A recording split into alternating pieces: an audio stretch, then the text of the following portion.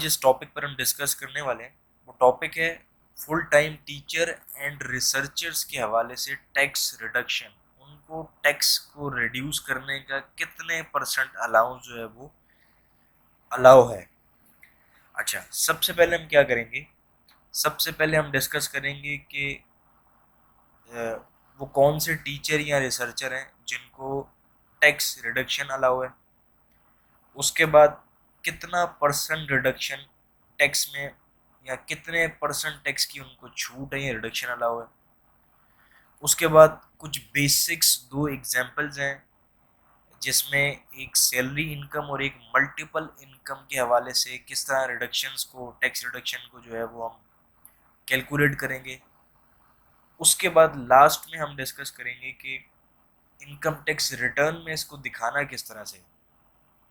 अस्सलाम वालेकुम गाइस, क्या हाल है? उम्मीद करता हूँ कि आप सब खैरियत से होंगे। अच्छा, आज बेसिकली हम tax reduction full time teacher and researcher के हवाले से डिस्कस करने वाले हैं कि फुल टाइम टीचर को और रिसर्चर को कितना परसेंट टैक्स रिडक्शन है और उसके जो बाय लॉ कौन सा ऐसा टीचर या कौन सा ऐसा रिसर्चर है जिसको टैक्स रिडक्शन अलाउ है। तो स्टार्ट करते हैं।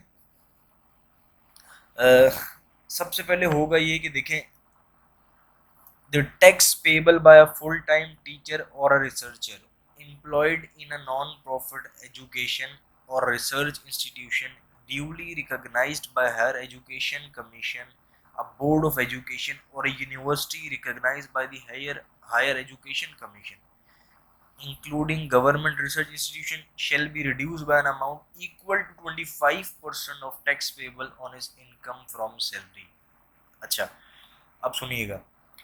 बेसिकली अगर जो फुल टाइम टीचर और रिसर्चर है फुल टाइम और जो एम्प्लॉयड है non profit organisation, non profit education और रिसर्च इंस्टीट्यूशन या किसी ऑर्गेनाइजेशन में जो कि नॉन प्रॉफिट है और वो रिकॉग्नाइज्ड है बाय हायर एजुकेशन कमीशन से, अ बोर्ड ऑफ एजुकेशन और university recognised higher commission, higher education commission से इंक्लूड्स है उसमें गवर्नमेंट रिसर्च इंस्टीट्यूशन। अच्छा, नॉर्मली जो नॉन प्रॉफिट ऑर्गेनाइजेशंस होती हैं और जो यूनिवर्सिटीज़ या इस तरह के एजुकेशन के इदारे होते हैं वो HEC से या उनके रिकॉग्नाइज जो उनके इदारे होते हैं उनसे रिकॉग्नाइज्ड जो है वो होते हैं।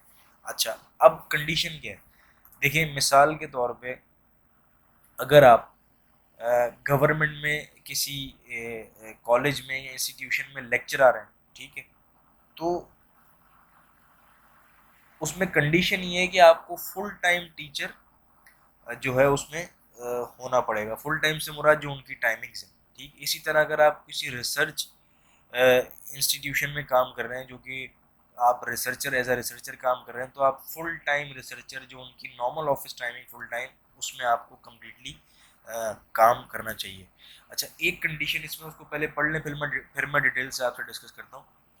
Provided that this clause shall not apply to teacher of medical profession who derive income from private medical practice or who receive share of consultation received from patient। अच्छा, अब एक चीज़ का आपने ख्याल रखना, इसमें कंडीशन ये है कि अगर आप मेडिकल प्रोफेशन से बिलोंग करते हैं, ठीक है, और आप फॉर एग्जांपल आप किसी मेडिकल इंस्टीट्यूशन में टीचर हैं और या मेडिकल प्रोफेशन है और जो है आप सुबह पढ़ाते हैं, फुल टाइम अपना पढ़ा रहे हैं और आप शाम को आपने अपना प्राइवेट क्लिनिक जो है वो उसको चला रहे हैं। तो अगर आप इस कंडीशन में फॉल करेंगे कि आप मेडिकल प्रोफेशन के हवाले से टीचर हैं और फिर शाम को अपना क्लिनिक भी चला रहे हैं, तो इस आप टैक्स रिडक्शन से एक्सक्लूड हो जाएंगे, मतलब फिर आप ये टैक्स को रिड्यूस नहीं कर पाएंगे।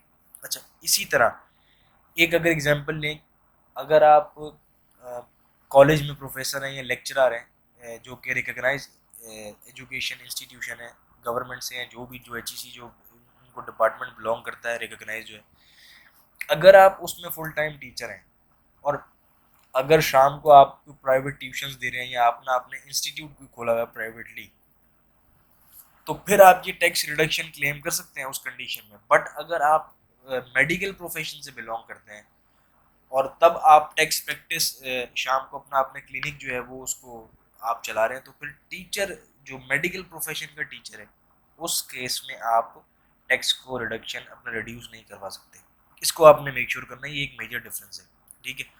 अच्छा, अब होगा क्या, अब ये टैक्स रिडक्शन किस तरह से कैलकुलेट होगा, देखिए बेसिकली होगा ये कि नॉर्मल आपकी जो सैलरी इनकम है उसके ऊपर टैक्स लाइबिलिटी जो कैलकुलेट होगी उसमें से 25% की आपको छूट है। फॉर एग्जांपल आपकी टैक्स लाइबिलिटी आती है 1 लाख रुपए, आप 1 लाख का 25% जो है वो लेस करेंगे, जो कि बनेगा 25,000 रुपये, 75,000 रुपये आपको टैक्स देना पड़ेगा।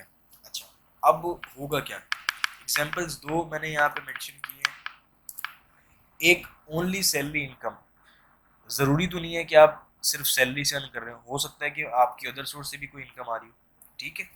तो अब है ये, एक मैंने सिंगल सैलरी की एग्जांपल ली है जो कि सिर्फ सैलरी इनकम आ रही है, एक मैंने मल्टीपल इनकम्स की एग्जांपल ली है जिसमें मल्टीपल आपकी इनकम है। मल्टीपल से मुराद के एक मजीद इनकम कोई अदर सोर्स से मैंने ऐड कर ली।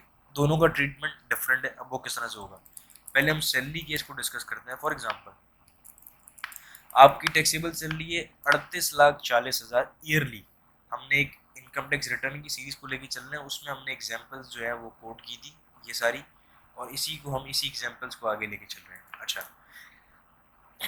अब होगा क्या कि 38,40,000 रुपये यानी कि अराउंड ये आपकी सैलरी है, उसके ऊपर टैक्स लाइबिलिटी स्लैब्स जो विद होल्डिंग टैक्स के स्लैब्स हैं इनकम फ्रॉम सैलरी से, उसको आप जाके वहाँ चेक कीजिएगा। तो कैलकुलेट करेंगे अगर 38,40,000 रुपये तो 438,000 यानी कि 4,38,000 आपकी सालाना टैक्स की लाइबिलिटी बनेगी। अच्छा, अब आपने सिंपल क्या करना है, सैलरी केस में 25% 438,000 का 25% लेना है, उसको रिड्यूस करना है, नेट जो बचेगा आपको वो टैक्स की पेमेंट करवानी है। ये तो सैलरी का केस हो गया सिंपल। उसके बाद मल्टीपल इनकम्स में आ जाए, आपकी सैलरी की इनकम इनकम भी है इस केस में, और आपके पास अदर सोर्स से भी 12 लाख रुपए की इनकम आ रही है। अच्छा, अब टोटल ये केस मैंने डिस्कस कर लिया सैलरी का, इसमें सिंपल सिनेरियो मैंने आपसे डिस्कस किया कि आपका टैक्स ये बनेगा। अच्छा, उसके बाद केस टू को डिस्कस कर रहे हैं। आपकी सैलरी इनकम तो अपनी जगह आ रही है 38,40,000 रुपये, प्लस आप अदर सोर्स से 12 लाख रुपए की भी आप इनकम कहीं से आपको आ रही है। टोटल आपकी इनकम हो जाएगी 50,40,000 रुपये। अब आपने करना क्या है, 50,40,000 को आप स्लैब्स में देखें कि आप किस स्लैब्स में फॉल कर रहे हैं और उसके ऊपर टैक्स कैलकुलेट करें, तो वो बनेगा 679,100,000, ठीक है।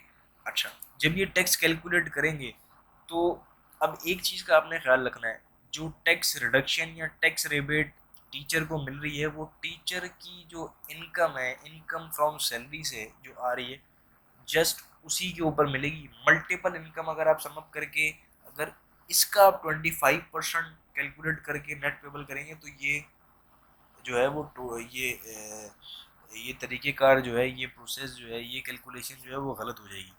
हमें जो रिडक्शन और जो रिबेट मिल रहा है वो टीचर की इनकम या रिसर्चर की इनकम के ऊपर, सिर्फ उसी इनकम के ऊपर 25% मिल रहा है। तो आपने करना क्या है, ये दोनों आप इनकम को ऐड करें, टोटल इनकम आ गई 50,40,000। फिर इसका आपने स्लैब्स में जाके देखना है कि स्लैब्स में किस कैटेगरी में फॉल कर रहे हैं, तो टैक्स आपका जो बनेगा वो 679,100,000 बनेगा।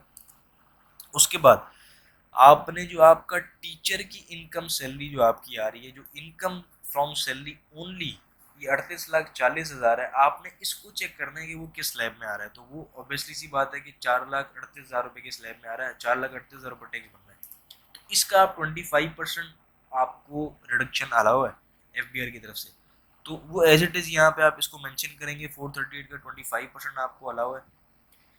उसके बाद नेट टैक्स यानी कि 679,100,000 में से आप इस 25% का जो टैक्स है टीचर की इनकम के ऊपर, उसको यहाँ पर लेस करके नेट आप FBR को पेमेंट कर देंगे टैक्स एडजस्ट करवाने के बाद, ठीक है। वो एडजस्ट का मैंने डिटेल में प्रोसेस जो है इनकम टैक्स रिटर्न की सीरीज जो मैंने स्टार्ट की हुई है, 2 अब तक जो है वो वीडियोस अपलोड कर चुका हूँ।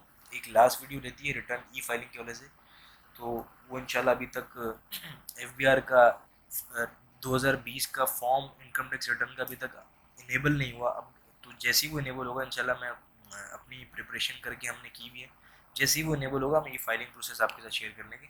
बाकी आप मेरी वीडियोस देखिएगा ये दो, तो आपको एडजस्टेबल टैक्सेस के हवाले से यहाँ पे मैंने डिटेल में डिस्कस किया। अच्छा, तो ये तो सनैरी हो गया टीचर की रिडक्शन का, टैक्स रिडक्शन का और रिसर्चर की।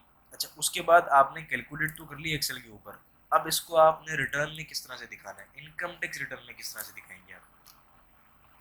तो उसका प्रोसीजर बेसिकली ये है कि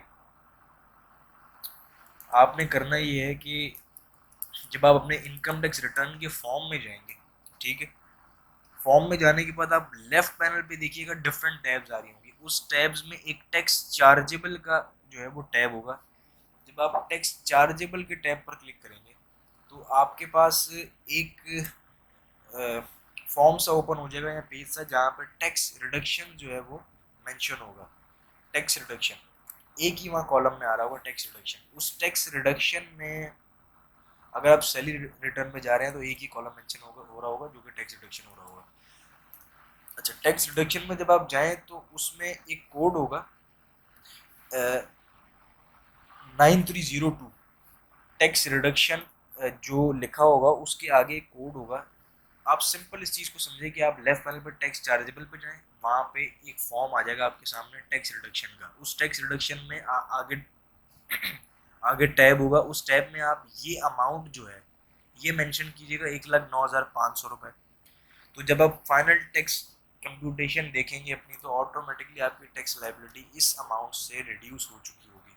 तो ये प्रोसीजर था पूरा टैक्स रिडक्शन के हवाले से, टीचर और रिसर्चर के हवाले से।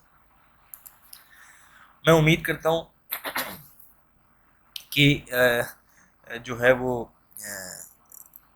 आपको क्लियर हो गया होगा कि टैक्स रिडक्शन जो है फुल टाइम टीचर और रिसर्चर की, उसको वो किस जो है वो टीचर और रिसर्चर के ऊपर अलाउ है, और उनके उनकी कंप्यूटेशन जो है वो किस तरह से होती है, और उनको रिटर्न में किस तरह से शो या दिखाया जाता है। ठीक है, तो उम्मीद करता हूँ कि आपको जो है वो कम्प्लीटली इस हवाले से जो है वो आपको तरीक़ेकार समझ में आ गया होगा। फर्दर अगर इसके बावजूद भी आपको कोई किसी किस्म की कन्फ्यूजन हो तो आप नीचे कमेंट कीजिएगा, व्हाट्सएप ग्रुप हमारा उसमें टेक्स्ट कीजिएगा, नीचे व्हाट्सएप ग्रुप का नंबर मेंशन है व्हाट्सएप का, और हमारी वेबसाइट है उस पर विजिट करके जो है आप मज़ीद लेटेस्ट अपडेट्स या ब्लॉग्स के हवाले से इंफॉर्मेशन भी हासिल कर सकते हैं। तो अभी एक चीज़ मज़ीद डिस्कस करना चाहूँगा, वो है ये कि अभी बहुत से लोग इस इंतज़ार में होंगे कि मैंने उनसे ये कमिटमेंट किया हुआ है कि लास्ट जो इनकम टैक्स रिटर्न ई फाइलिंग के हवाले से वीडियो है मैं वो अपलोड करूँगा, कि 2020 में रिटर्न किस तरह से सबमिट की जाएगी सैलरी पर्सन के हवाले से। तो अभी तक 2020 की रिटर्न के लिए इनकम टैक्स रिटर्न का फॉर्म अभी अपडेट नहीं हुआ एफबीआई की तरफ से।